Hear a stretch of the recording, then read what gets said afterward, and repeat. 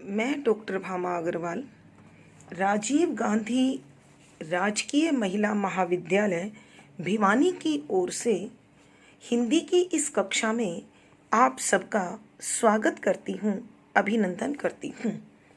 प्यारे अध्येताओं, आज हम पद संख्या 58 से आगे अध्ययन करने वाले हैं। इससे पूर्व कि हम अपना अध्ययन शुरू करें, एक बार अपनी कथा से जुड़ते हैं।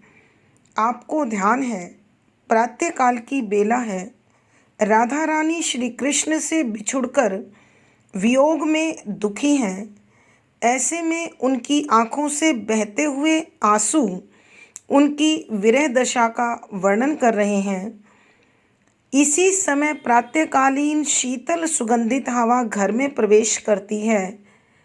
राधा रानी को हवा का घर में प्रवेश करना और उनके प्रति सहानुभूतिपूर्ण व्यवहार करना दोनों पसंद नहीं आते हैं। अतः वह हवा को बुरा भला कहती है। अचानक हवा के गुणों पर ध्यान धरते हुए उनके मन में विचार आता है, क्यों न मैं इसकी वेग वाली गुण का, योग्यता का लाभ उठाऊं और मथुरा में श्री कृष्ण के पास मेरी विरह दशा का वर्णन करवाकर उन्हें अथवा उनकी अभिन्न वस्तु को यहाँ मंगा लूं, ताकि मैं अब धैर्य को धारण कर पाऊं। इसलिए वे पवन को मथुरा का मार्ग और मार्ग में जो व्यवहार उसने मिलने वाले लोगों से करना है उसके विषय में समझाती हैं और साथ ही मथुरा वासियों आदि के विषय में पर्याप्त जानकारी देती है।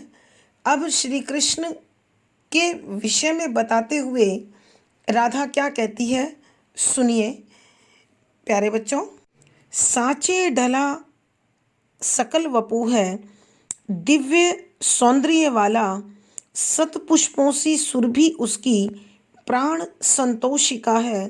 दोनों कंधे वृषभ वर्षे हैं बड़े ही सजीले, लंबी बाहें कलभ करसी शक्ति की पेटिका हैं। प्रसंग प्रस्तुत पद हमारी हिंदी की पाठ्य पुस्तक आधुनिक हिंदी कविता में संकलित द्विवेदी युगीन कवि अयोध्या सिंह उपाध्याय द्वारा रचित खड़ी को बोली के प्रथम महाकाव्य प्रिय प्रवास के छठे सर्ग पवन दूती से लिया गया है। संदर्भ, इस पद में राधा रानी श्री कृष्ण के सौंदर्य का वर्णन करती है और साथ ही पवन को समझा रही है कि अगर तुम्हें इन गुणों से युक्त कोई पुरुष दिखाई दे तो वह श्री कृष्ण है। देखिए क्या कहती है, सरलार्थ। साचे सांचे में, ढाला ढला हुआ, सकल सारा, वपु शरीर है, दिव्य अलौकिक, सौंदर्य वाला सुंदरता से युक्त, कि श्री कृष्ण का समूचा शरीर पूर्ण रूप से गठीला है, आकर्षक है, अत्यंत सुंदर है। उनकी सुंदरता अलौकिक है, अर्थात संसार में कोई भी अन्य पुरुष उनके समान आकर्षक नहीं है। सतपुष्पों सी सुरभि उसकी, सतपुष्प सदपुष्प यानी अच्छी सुगंध वाले फूलों के समान, सुरभि महक उसकी उनके तन की, कि श्री कृष्ण के शरीर की महक आकर्षक फूलों से भी कहीं अधिक है। प्राण संतोषिका है, प्राण जीवन, संतोषिका संतोष देने वाली, अर्थात मनुष्य को संतुष्ट करने वाली है। कहने का अभिप्राय यह है कि श्री कृष्ण का सौंदर्य और उनके शरीर की महक प्रत्येक व्यक्ति के तन, मन और आत्मा को तृप्त कर देती है। दोनों कंधे वृषभ वर्षे, दोनों कंधे, उनके दोनों कंधे वृषभ बैल, वर श्रेष्ठ से के समान है, कि उनके दोनों कंधे पछाई जाति के बैलों के समान मजबूत हैं और गठीले हैं बड़े ही सजीले, और वो बहुत अधिक आकर्षक हैं, सुंदर हैं। लंबी बाहें कलभ करसी, कि उनकी भुजाएं लंबी लंबी हैं, किसके समान?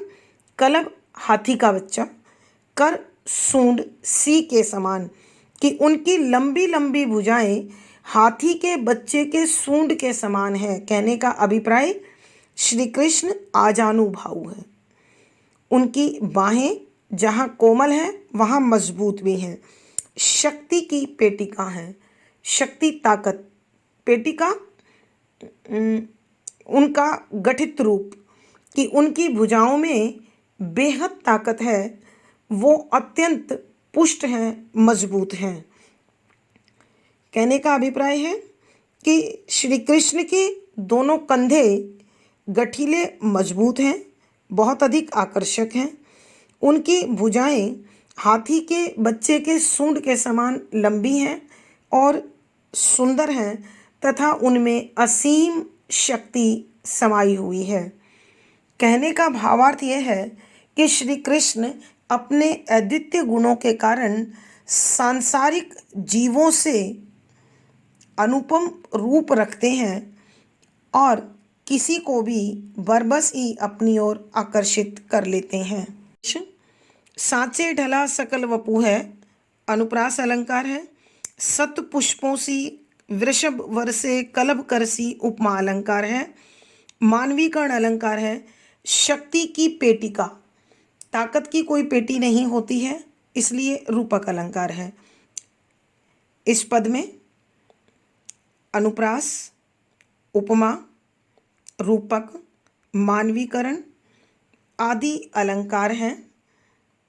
आप लोगों को मालूम है यहाँ राधा रानी श्री कृष्ण के सौंदर्य का वर्णन कर रही हैं। शुद्ध साहित्यिक खड़ी बोली है। लक्षणा शब्द शक्ति है। शांत रस है, प्रसाद गुण है, मंदाक्रांता छंद है, गेय शैली है। अलंकार के विषय में मैं आपको पहले ही बता चुकी हूँ। अनुप्रास, उपमा, मानवीकरण, रूपक आदि अलंकारों का सुंदर सटीक प्रयोग हुआ है। पद संख्या 59। राजाओं सा मुकुट उनके, राजता शीश होगा, कानों होगी सुललित छटा, स्वर्ण के कुंडलों की, नाना रत्नों वलित भुज में, मंजू के यूर होंगे, मोती माला कलित लस्ती, कंबू से कंठ होगी। विद्यार्थियों, प्रसंग यहाँ वही रहने वाला है, संदर्भ भी लगभग वही है कि यहाँ राधा श्री कृष्ण के सौंदर्य की, उनके प्रतिष्ठा की, सम्मान की, उनकी ताकत, उनके श्रृंगार आदि के विषय में पवन को बहुत अच्छी तरह से समझाते हुए कहती है कि राजाओं सा मुकुट उनके, कि वो मथुरा के राजा हैं, अतः उनके सिर पर राजाओं की भांति अत्यंत आकर्षक मुकुट होगा, राजता शीश होगा, राजता माने सुशोभित होगा, शीश सिर पर, कि उनके सिर पर राजाओं के समान शोभाशाली मुकुट शोभायमान होगा। कानों होंगी सुललित छटा, और उनके कानों में सुललित होती है, बहुत सुंदर छटा, सौंदर्य। स्वर्ण के कुंडलों की, कि उनके कानों में जो सोने के कुंडल उन्होंने पहने हुए होंगे वो अत्यंत आकर्षक और सुंदर होंगे। नाना रत्नों वलित भुज में मंजू के यूर होंगे, नाना अनेक प्रकार के रत्न हीरे ज्वारात वलित जड़े हुए, भुज भुजाओं में, मंजू सुंदर, केयूर बाजूबंद, कि अनेक हीरे ज्वारात जड़े हुए अत्यंत सुंदर बाजूबंद उनकी भुजाओं में बंधे हुए होंगे। मोती माला कलित लस्ती, मोती मोतियों की माला मालाएं कलित शोभायमान लस्ती सजी हुई होंगी, कंबू से कंठ में, कि उनकी सुराहीदार गर्दन में शंख के समान आकर्षक गर्दन में मोतियों की मालाएं सुशोभित हो रही होंगी। कहने का अभिप्राय यह है कि श्री कृष्ण का जो सौंदर्य है और जो श्रृंगार है वो अत्यंत आकर्षक और सुंदर होगा। विशेष यहाँ राधा रानी श्री कृष्ण के सौंदर्य का चित्रण पवन के सम्मुख कर रही हैं।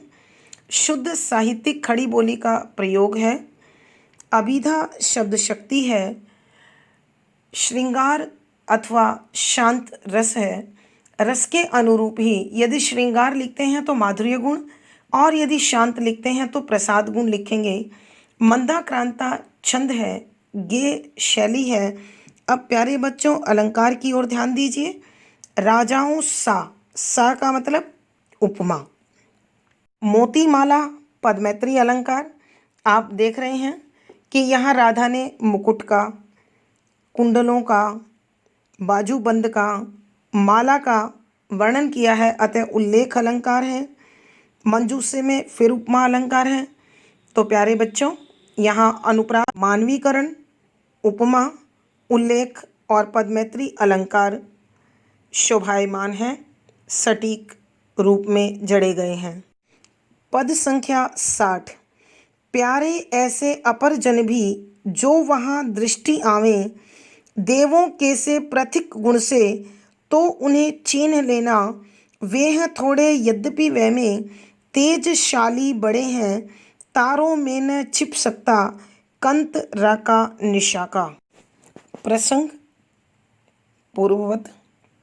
संदर्भ यहाँ भी राधा श्री कृष्ण के अलौकिक गुणों का वर्णन करते हुए पवन को समझाती है कि जब तू अन्य लोगों के बीच उन्हें देखेगी तो सहज ही उन्हें पहचान लेगी, क्योंकि वो सामान्य जन के बीच होने पर भी अद्भुत, अनुपम, अद्वितीय गुणों से युक्त हैं।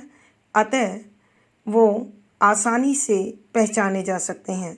सरलार्थ,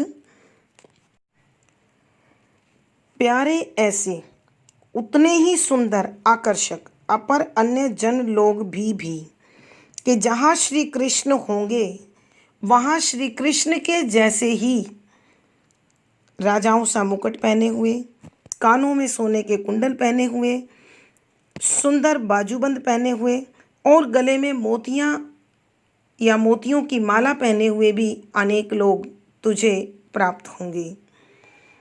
यदि इसी प्रकार के लोग तुझे श्री कृष्ण के आसपास दिखाई दें, जो वहाँ दृष्टि आवे, कि यदि श्री कृष्ण के निकट इसी प्रकार के श्रृंगार वाले अन्य लोग भी दिखाई दें तो भी देवों के से प्रथिक गुण में, देव देवताओं कैसे के समान, प्रथित प्रतिष्ठित, सबसे अलग कर देने वाले। दो अर्थ हैं बच्चों यहाँ। प्रथित एक तो अलग कर देने वाले और दूसरा प्रतिष्ठित। गुणों से युक्त होंगे तो उन्हें सहज ही पहचान लेगी और पहचान लेना। वे हैं थोड़े यद्यपि वह में, कि श्री कृष्ण चाहे, यद्यपि माने चाहे, वह माने छोटी आयु, थोड़े छोटी आयु में, कि चाहे श्री कृष्ण आयु में अभी छोटे हैं मगर तेजशाली बड़े हैं, कि उनके चेहरे पर अद्भुत तेज है, उनका सौंदर्य, उनका गुण अद्भुत है। कैसे अद्भुत है? तारों में न छिप सकता, कि जिस प्रकार तारों में छिपाया नहीं जा सकता कंत राका निशाका, कि रात्रि का राजा चंद्रमा तारों की भीड़ में जिस प्रकार नहीं छिप सकता, उसी प्रकार श्री कृष्ण भी अन्य राजपुरुषों के बीच छिप नहीं सकते। उन्हें उनके अद्वितीय, अलौकिक, अनुपम गुणों के कारण हर जगह सहजता से पहचाना जा सकता है। कहने का भावार्थ यह है कि श्री कृष्ण अपने अलौकिक गुणों और सौंदर्य के कारण सहज ही सबकी पहचान में आ जाते हैं। विशेष यहाँ राधा रानी का श्री कृष्ण के प्रति एक निष्ठ, समर्पित अनन्य प्रेम प्रकट हुआ है, शुद्ध साहित्यिक खड़ी बोली का प्रयोग है, शांत रस है, प्रसाद गुण है, अभिधा शब्द शक्ति है, मंदाक्रांता छंद है, गे शैली है। अलंकार देखिए बच्चों, प्रथिक देवों के से, उपमा अलंकार, प्रथित श्लेष अलंकार, एक के दो अर्थ हैं एक शब्द के। तारों में न छिप सकता कंत राका निशा का उदाहरण अलंकार है।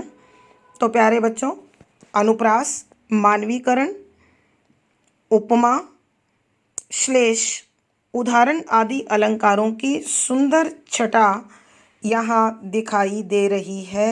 पद संख्या 61।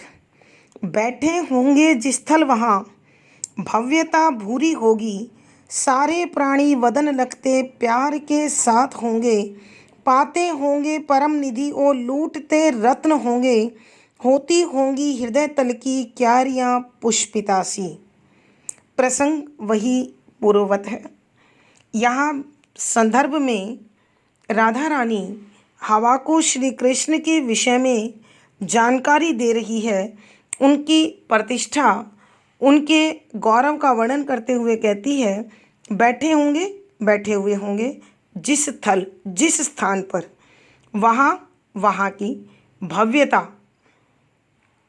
सौंदर्य, आलीशान भाव जिसको हम कहते हैं, भूरी अत्यधिक होगी कि जिस स्थान पर श्री कृष्ण बैठे हुए होंगे वो स्थान अद्भुत सौंदर्य से युक्त होगा। अर्थात वहाँ की जो साज सज्जा है वो अत्यंत आलीशान होगी। सारे प्राणी वदन लगते, कि वहाँ उस सभा में जितने भी लोग बैठे होंगे वो सब के सब प्राणी लोग वदन शरीर लगते देखते होंगे, कि उस सभा में जितने भी लोग होंगे वो श्री कृष्ण की ही ओर देख रहे होंगे। अर्थात सबको श्री कृष्ण से कोई न कोई आशा और किसी प्रकार की इच्छा होगी, इसलिए वो उनके शरीर को निहार रहे होंगे, प्यार के साथ होंगे, कि जब वो श्री कृष्ण को देखते होंगे सबकी नज़रों में तुझे स्नेह दिखाई देगा, आदर दिखाई देगा, प्रेम दिखाई देगा, श्रद्धा दिखाई देगी। पाते होंगे परम निधि, वो पाते होंगे, प्राप्त करते होंगे परम अत्यधिक निधि खजाना और लूटते रत्न होंगे, कि हीरे ज्वारात आदि कीमती तत्वों को प्राप्त करते होंगे। कहने का अभिप्राय ये है कि श्री कृष्ण की ओर जो बड़ी आशा और श्रद्धा से देख रहे होंगे वो लोग, एक तो श्री कृष्ण के अद्भुत व्यक्तित्व को देखकर उनका तन मन और आत्मा तृप्त हो रही होगी, दूसरी ओर सांसारिक उपलब्धि में उन्हें सभी प्रकार का ऐश्वर्य सहजता से प्राप्त हो रहा होगा। होती होगी हृदय तल की क्यारियाँ पुष्पितासी, होती होंगी, हो रही होंगी, हृदय तल मन की गहराई की, क्यारियाँ फुलवारी, बगीचा, पुष्पितासी फूलों से लदी हुई, कि उनके मन के अंदर जो भाव की क्यारियाँ हैं वो सबकी सब फूलों से लदी हुई होंगी। कहने का अभिप्राय है कि उनके मन श्री कृष्ण को देखकर पूरी तरह से खिल रहे होंगे। बच्चों, आप लोगों ने सुना हुआ है मुहावरा, दिल बाग बाग होना। यहाँ उसी मुहावरे का रूपांतरण किया गया है। अर्थ है कि सब श्री कृष्ण को अपने निकट पाकर अत्यधिक प्रसन्न हो रहे होंगे, खुश हो रहे होंगे, आनंदित हो रहे होंगे। कहने का भावार्थ यह है कि श्री कृष्ण की निकटता सांसारिक और पारलौकिक दोनों ही दृष्टियों से गुणकारी है, शुभ फलदायी है, मुक्ति देने वाली है।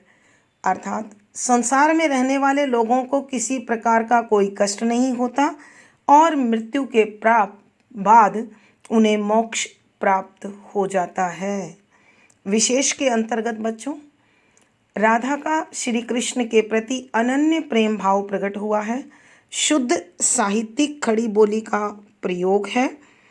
लक्षणा शब्द शक्ति है। शांत रस प्रसाद गुण है। मंदाक्रांता छंद है। गेय शैली है। अब अलंकार की ओर ध्यान दें प्यारे बच्चों। भव्यता भूरी अनुप्रास अलंकार। परम निधि और रत्न दो दो चीज मिल रही है, उल्लेख अलंकार। हृदय तल पदमैत्री अलंकार। क्यारियां रूपक अलंकार। पुष्पितासी उपमा अलंकार। तो सुनिए बच्चों, अनुप्रास, उल्लेख, पदमैत्री, रूपक, उपमा और मानवीकरण अलंकार की सुंदर छटा है। पद संख्या 62। बैठे होंगे निकट जितने शांत और शिष्ट होंगे, मर्यादा का सकल जन को ध्यान होगा बड़ा ही, कोई होगा न कह सकता बात दुर्वृत्तता की, पूरा पूरा हृदय सबके श्याम आतंक होगा। प्रसंग वही पूर्ववत है। संदर्भ राधा रानी श्री कृष्ण और श्री कृष्ण के सभासदों की श्रेष्ठता का वर्णन कर रही है। गुणों का वर्णन करते हुए पवन को समझाती है कि सरलार्थ, बैठे होंगे निकट जितने, कि श्री कृष्ण के पास जितने भी दरबारी लोग बैठे होंगे शांत और शिष्ट होंगे, कि वो शांत स्वभाव के और सदाचारी व्यक्ति होंगे, चरित्रवान व्यक्ति होंगे। अर्थात कहने का भाव है कि श्री कृष्ण किसी भी दुराचारी, अनाचारी, अत्याचारी व्यक्ति को अपने निकट नहीं रखते हैं और वो उनका संहार करके पृथ्वी को उनके अनाचारों, अत्याचारों से मुक्त कर देते हैं। मर्यादा का सकल जन को ध्यान होगा बड़ा ही। मर्यादा अनुशासन, नियम का सकल सब जन लोगों को ध्यान होगा बड़ा ही, कि जितने भी उनके दरबारी लोग होंगे वो सब अनुशासित जीवन जीने वाले और कर्तव्य के पथ पर चलने वाले होंगे। कोई होगा न कह सकता बात दुर्वृत्तता की, कि वहाँ कोई भी ऐसा व्यक्ति नहीं होगा जो दुर्वृत्तता, बुरा आचरण, बुरी बात, दुराचार, अनाचार, कि वहाँ कोई भी ऐसा व्यक्ति नहीं होगा जो बुरे भावों से युक्त बात कहने की हिम्मत भी रखता होगा। अर्थात श्री कृष्ण के सम्मुख किसी भी व्यक्ति को, किसी भी दरबारी को, किसी भी जीव को अनुचित, असत्य और अधर्म से युक्त बात कहने का अधिकार या सामर्थ्य या ताकत नहीं रखता होगा। पूरा पूरा हृदय सबके श्याम आतंक होगा। पूरा पूरा, पूरी तरह से, हृदय में, मन में श्याम आतंक होगा, कि श्री कृष्ण का भय सबके हृदय में समाया होगा, कि यदि श्री कृष्ण कृपा करेंगे तो सब प्रकार के भंडार भर जाएंगे, और यदि श्री कृष्ण क्रोधित हो गए तो उन्हें जीवन में कभी कोई आनंद और मृत्यु के बाद मोक्ष प्राप्त नहीं होगा। प्यारे बच्चों, श्री कृष्ण जिन पर दया करते हैं वहाँ कभी कोई कमी नहीं रहती, और यदि किसी के अनुचित आचरण से वो रुष्ट हो जाएं तो उन्हें संसार की कोई भी ताकत किसी भी प्रकार का आनंद या खुशी नहीं दे सकते। प्यारे बच्चों, विशेष पर ध्यान दीजिए। इस पद में राधा जी ने श्री कृष्ण के विशेष गुणों पर हमारा ध्यान आकर्षित किया है। शुद्ध साहित्यिक खड़ी बोली का प्रयोग है। अभिधा शब्द शक्ति है। शांत रस है। प्रसाद गुण है। मंदाक्रांता छंद है। गेय शैली है। अलंकार की ओर ध्यान दें। शांत और शिष्ट, एक ही व्यक्ति के दो गुण उल्लेख अलंकार हैं। पूरा पूरा पुनरुक्ति प्रकाश अलंकार है। श्याम आतंक पदमैत्री अलंकार है। यानी यहाँ अनुप्रास, मानवीकरण, उल्लेख, पुनरुक्ति प्रकाश और पदमैत्री अलंकार की सुंदर छटा है। पद संख्या 63। प्यारे प्यारे वचन उनसे बोलते श्याम होंगे, फैली जाती हृदय उनके हर्ष की बेली होगी। देते होंगे महत गुण वे, देख के नैन कोरो, लोहा कोचू कलित कर से स्वर्ण होंगे बनाते। प्रसंग पूर्ववत। संदर्भ, इसमें राधिका श्री कृष्ण के व्यक्तित्व के चमत्कारिक पक्ष पर प्रकाश डालते हुए पवन को समझाती है कि हे पवन, प्यारे प्यारे वचन उनसे बोलते श्याम होंगे। कि श्री कृष्ण अपने सभासदों से, दरबारी लोगों से अत्यंत मधुरता और स्नेह से बातचीत कर रहे होंगे। ऐसा कहकर राधा जी ने श्री कृष्ण के उच्च सदाचार और मानवतावादी दृष्टिकोण का वर्णन किया है। यानी उनकी दृष्टि में राजा और प्रजा एक ही विशिष्ट इकाई का अंग है। एक ही सत्ता का अभिन्न अंग होने के कारण दोनों के प्रति समतावादी भाव उद्घाटित हुआ है, प्रकट हुआ है। फैली जाती हृदय उनके हर्ष की बेली होगी। कि श्री कृष्ण के मधुर और मनभावन शब्दों को सुनकर उनके दरबारियों के हृदय में भी प्रसन्नता की लहर दौड़ जाती होगी। प्रसन्नता की पौध या बेल विकसित होती होगी, फलती फूलती होगी। कहने का अभिप्राय है कि श्री कृष्ण के समता और मानवतावादी दृष्टिकोण के परिणाम स्वरूप उनके अधीन रहने वाले सभी दरबारी अत्यंत प्रसन्न और खुश रहते होंगे। देते होंगे महत गुणों। महत माने होता है महत्वपूर्ण, विशेष, खास। देख के नैन कोर, कि आँखों के किनारों से देखकर ही अपने दरबारियों में वो विशिष्ट गुणों को भर देते होंगे। अर्थात श्री कृष्ण की एक नज़र पड़ने पर ही प्रत्येक व्यक्ति साधारण से असाधारण, सामान्य से विशिष्ट हो जाता है। किस प्रकार हो जाता है उसका उत्तर देखिए। लोहा को छू कलित कर से स्वर्ण होंगे बनाते। उदाहरण देने की कोशिश की है कवि ने कि जिस प्रकार पारस पत्थर लोहे को छूकर सोना बना देता है, ठीक उसी प्रकार श्री कृष्ण भी अपने सुंदर हाथों से छूकर उनके लोहे जैसे शरीर को सोने जैसा बना देते हैं।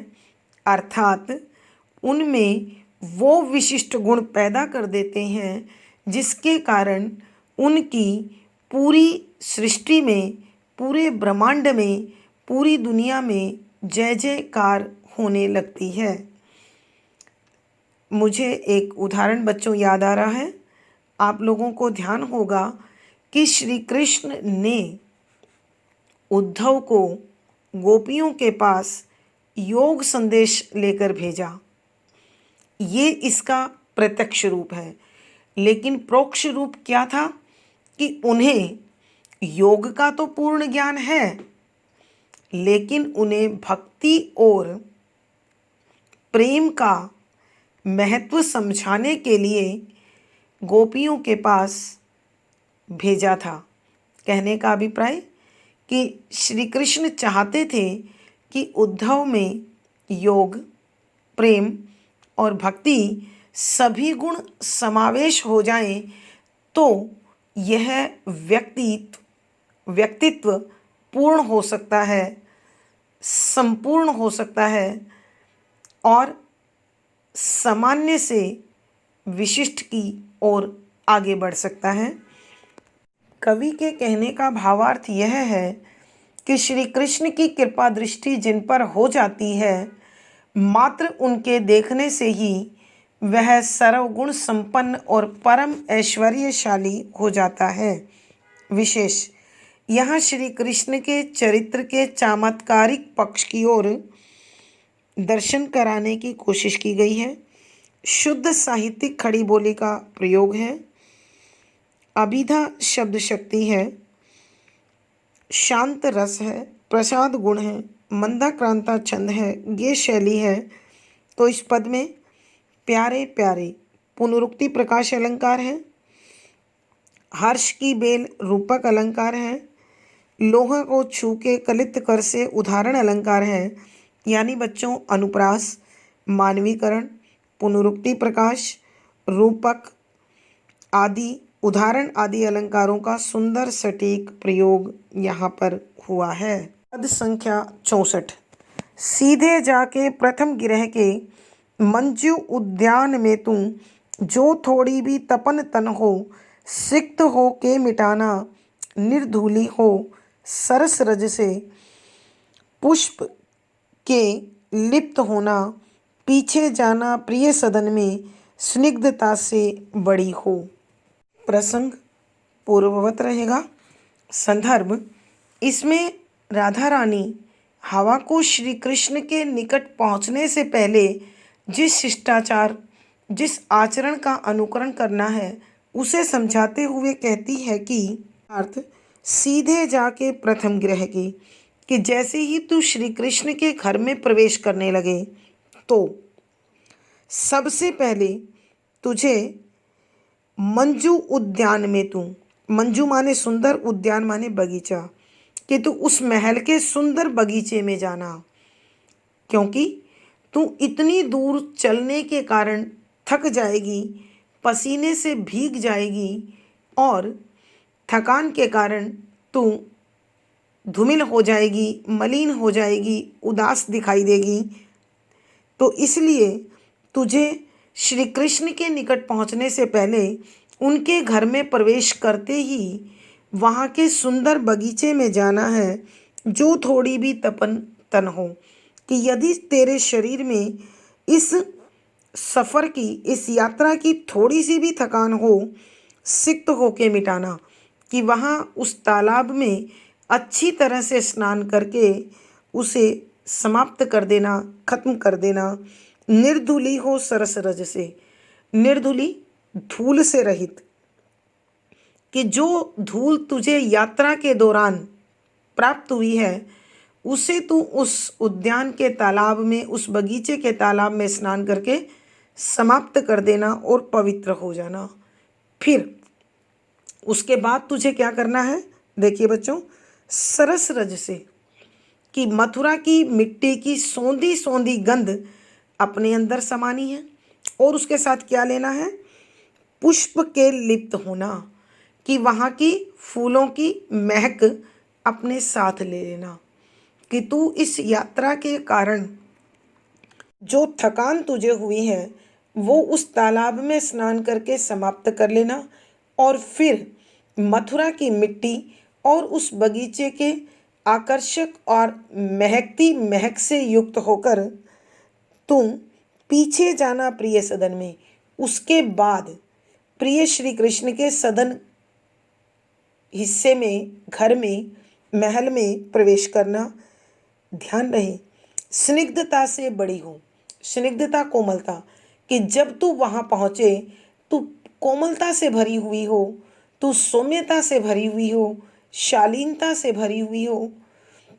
फिर राधा रानी पवन से कहती है कि हे पवन, जब तू श्री कृष्ण के घर में जाने लगे तो सबसे पहले उनके घर में बने सुंदर बगीचे में जाना, और यदि तेरे शरीर में यात्रा के कारण थोड़ी भी थकान हो तो तू उस बगीचे के तालाब में पूर्ण रूप से स्नान करके पवित्र हो जाना, यात्रा की धूल से मुक्त हो जाना, अपनी गर्मी मिटा लेना, और उसके बाद तुझे मथुरा की मिट्टी की सौंधी गंध और वहाँ के फूलों की महक को अपने साथ लेना है और बड़ी ही कोमलता के साथ, सौम्यता के साथ, शालीनता के साथ श्री कृष्ण के घर में प्रवेश करना है। कवि के कहने का भावार्थ यह है कि जब भी कोई किसी व्यक्ति विशेष से पहले मिले तो वह थकान से रहित हो, प्रफुल्लित हो, ताजगी से भरा हुआ हो। विशेष यहाँ कवि ने राधा के शिष्टाचार संबंधी ज्ञान पर प्रकाश डालने की कोशिश की है। शुद्ध साहित्यिक खड़ी बोली है, अभिधा शब्द शक्ति है, शांत रस है, प्रसाद आदि अलंकारों का सुंदर सटीक प्रयोग हुआ है।